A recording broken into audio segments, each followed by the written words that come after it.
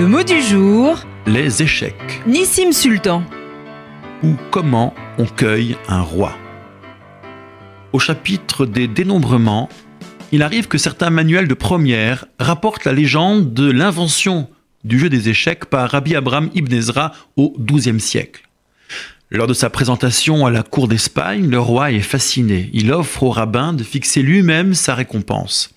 À son grand étonnement, Ibn Ezra réclame en tout et pour tout que 2 grains de blé soient posés sur la première case, puis que 2 fois 2 soient déposés sur la deuxième, et qu'ainsi de suite, on multiplie le nombre obtenu par lui-même pour la case suivante. Le monarque amusé aurait sans doute moins ri s'il avait, à l'instar de nos lycéens, mené le calcul à son terme, soit pour 64 cases, l'équivalent de la production mondiale de blé en 2017. Bien sûr, la légende connaît de nombreuses rivales. Il n'en reste pas moins qu'Ibn Ezra, comme d'autres, rédigera tout un traité sur les échecs, assorti d'un magnifique poème à sa gloire.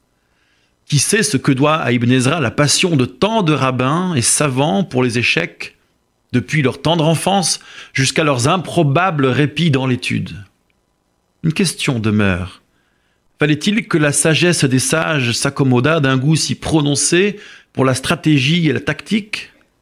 Manœuvrer, livrer bataille sur un échiquier, n'est-ce pas davantage l'école de la politique ou de la guerre? L'échec au roi ou échec et mat sont autant de moments où le dit roi est cueilli, pris par surprise.